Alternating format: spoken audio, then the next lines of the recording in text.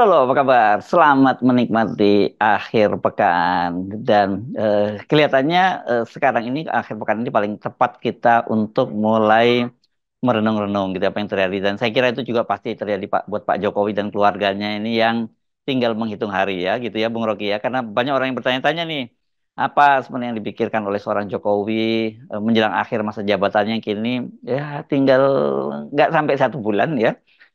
Dan Jokowi dalam beberapa kali kunjungannya bertemu dengan rakyat itu kan dia menyampaikan permintaan maaf. Publik juga banyak yang membayangkan apa kira-kira yang akan dilakukan oleh Jokowi setelah dia nanti lengser. Apakah tetap mau cawe-cawe atau mau ngambil peran di komunitas internasional seperti yang SBY banyak lakukan karena dia kan diundang dalam berbagai forum di dunia. Ya, orang bertanya apa aktivitas Pak Jokowi hari-hari ini. Di hari libur misalnya. Sangat mungkin dia sedang membaca, bukan membaca buku, tapi membaca keadaan psikologi bangsa ini. Atau dia sedang membaca psikologi keluarganya yang mengalami kecemasan karena dikejar waktu untuk membuktikan bahwa dia masih punya peralatan menyeberangkan kekuasaannya pada Pak Prabowo. Tentu dia masih punya peralatan, yaitu peralatan formil. Apa itu peralatan formil? Yaitu kepastian bahwa dia akan lengser itu sebetulnya. Nah, orang yang mau lengser itu biasanya bergembira tuh, merasa bahwa dia udah membuat sesuatu bagi negeri. Kita lihat presiden-presiden sebelumnya, SBY waktu lengser, dan kemungkinan bahwa setelah lengser sebetulnya seorang presiden sudah mempersiapkan agenda barunya. Biasanya di Amerika ya presiden yang lengser pasti akan bikin foundation, Carter Foundation, Jimmy Carter Foundation, itu dari Partai Demokrat, untuk memindahkan buku-bukunya itu jadi perpustakaan. Kan ada perpustakaan Carter, perpustakaan Bill Clinton. Nah, kita membayangkan apakah Pak Jokowi akan mengemas buku-bukunya untuk jadi perpustakaan. Nah, itu yang kita sebut kue sera-sera kata lagu. The future is not ours to see. Tetapi bagi SBY, ketika dia lengser, undangan udah numpuk, yaitu pergi untuk memberitakan pengalaman dia memimpin Indonesia selama 10 tahun dan dijadikan model untuk demokrasi. Terakhir, SBY masih berupaya untuk meninjau lokasi-lokasi di negeri ini yang memungkinkan dia membentuk kembali semacam SBY Center, mungkin di tempat-tempat terpencil. Tetapi berita hari ini SBY diundang untuk jadi semacam penasehat, ada lembaga kesehatannya Bill Gates itu untuk memberantas malaria. Dan Indonesia memang masih punya potensi, atau secara periodik ada wabah malaria tuh. Lalu SBY pergi ke Jokowi melaporkan bahwa dia akan jadi duta pemberantasan malaria. Jadi kita lihat bagaimana kontras. Pada satu segi SBY diundang, masih diundang ketika udah 10 tahun jadi mantan presiden, sementara Pak Jokowi tadi mungkin gelisah itu mendengarkan berita itu. Tapi itulah fakta bahwa seseorang akan dinilai justru ketika dia sudah menyelesaikan jabatannya. Kalau bicara kegiatan mantan presiden ini bukan hanya Pak SBY loh, Bung Rocky yang sekarang ini sedang diundang oleh Bill Gates gitu bicara soal pemberantasan malaria ya.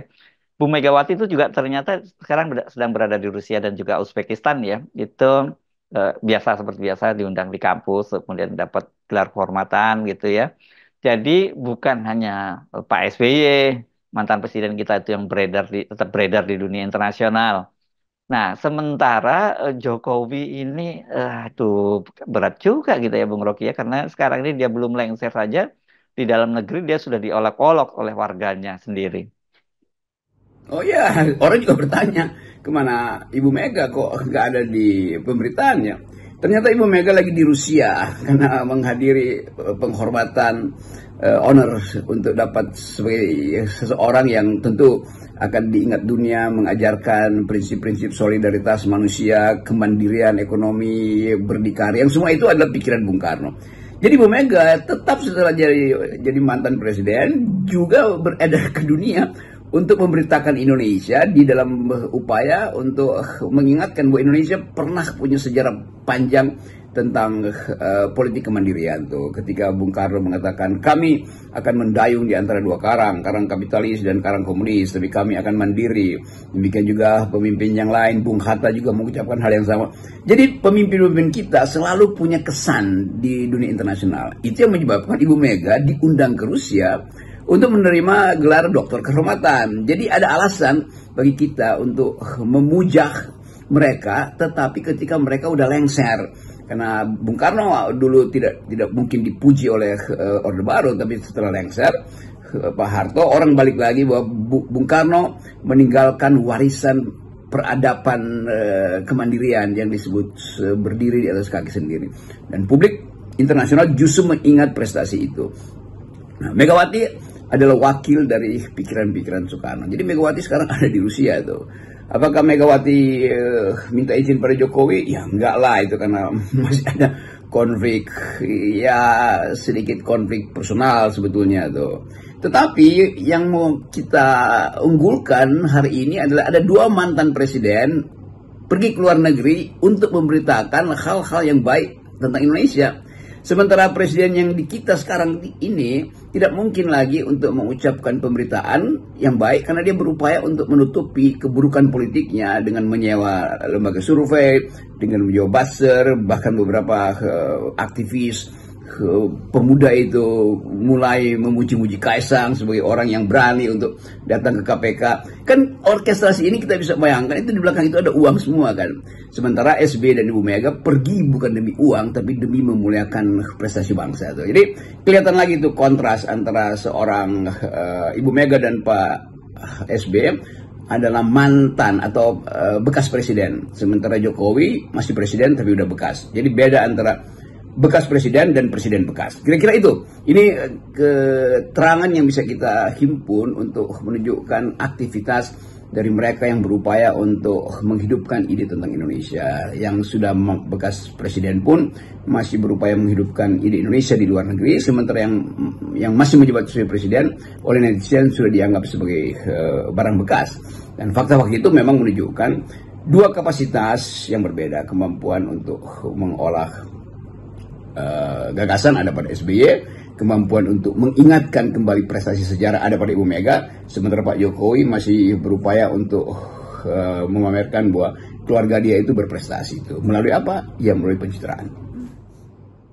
Jadi apa ya kira-kira yang bisa kita simpulkan gitu, yang membuat beda antara Pak Jokowi dengan SBY dan bahkan Ibu Megawati ya. Kalau dibandingkan dengan Ibu Megawati ini kan harusnya ya minimal inline lah kan, karena Pak Jokowi ini juga tadinya saya menyebutnya gitu ya kan PDIP, dan sering dia sendiri juga mengaku secara ideologis itu dia menjadi pengikut Bung Karno gitu.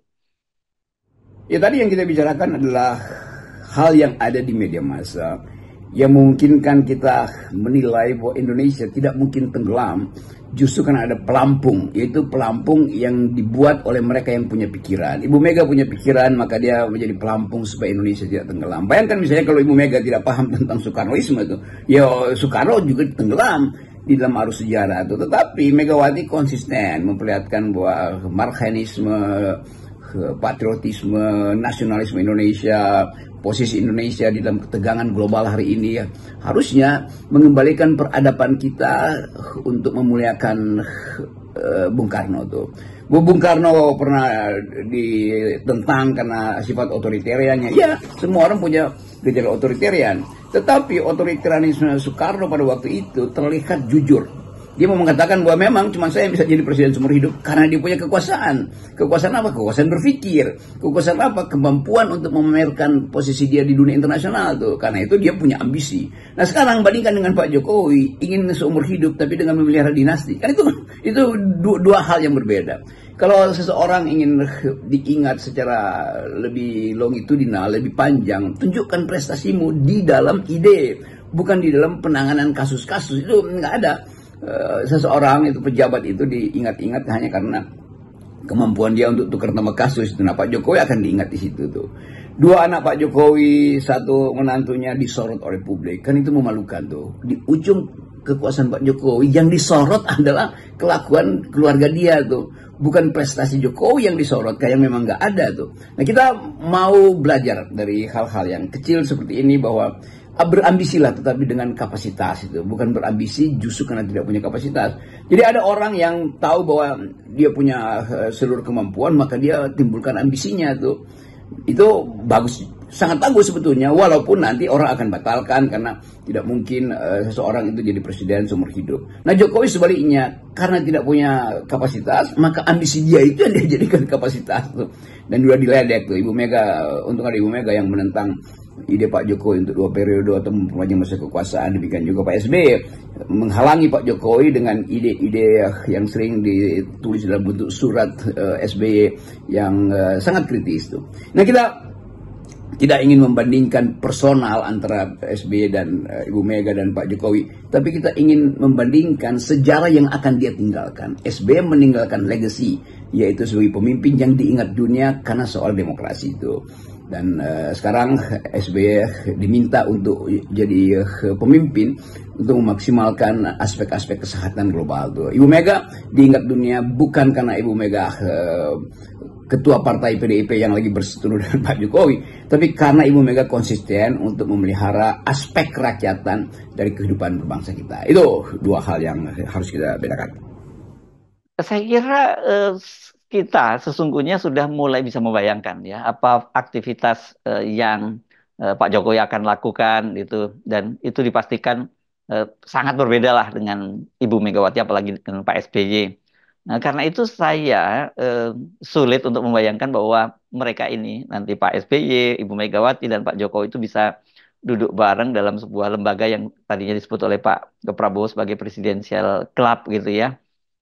Iya, Jokowi mau ngomong apa gitu ya? Kalau kemarin dia ngomong katanya dia mau pulang ke Solo jadi pengamat lingkungan, ya kebijaksanaan dia kan banyak sekali yang bertentangan dan merusak masalah lingkungan, dan ini dikecam oleh organisasi-organisasi lingkungan. Iya, pers pasti nunggu SBY dan Ibu Mega pulang kalau diwawancara tuh. Ya kita udah bisa bayangkan pasti SBY dengan segala macam soft pencitraannya itu akan datang dan mengucapkan kembali apa yang dia bicarakan dengan Bill Gates misalnya itu. Lalu dia mulai bercerita bahwa kemungkinan Indonesia akan naik prestasi, akan diingat dunia karena bisa sukses lagi untuk menunjukkan kapasitas negeri ini untuk memberantas potensi kembalinya penyakit malaria yang sekarang juga kayak ada siklus baru jenis malaria itu, dan Indonesia terkenal dulu begitu banyak di tahun 60-an yang kena malaria itu.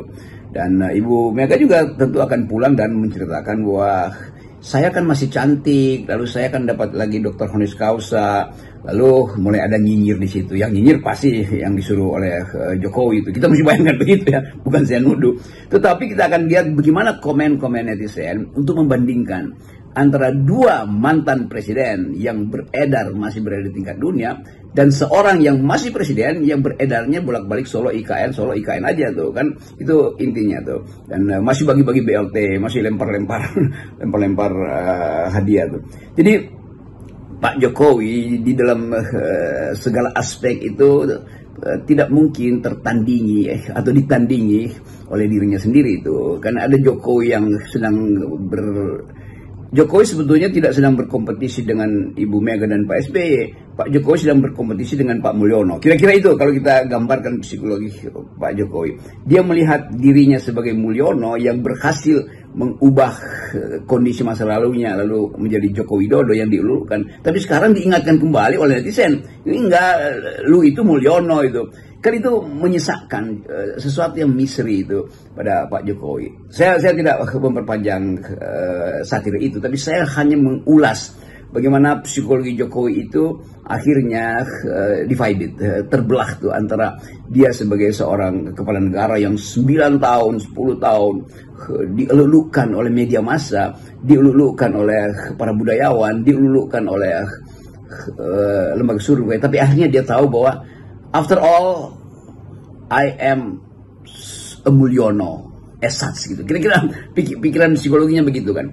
Tetapi apa yang ditemukan oleh sejarah tidak mungkin lagi dibatalkan oleh aktivitas pencitraan.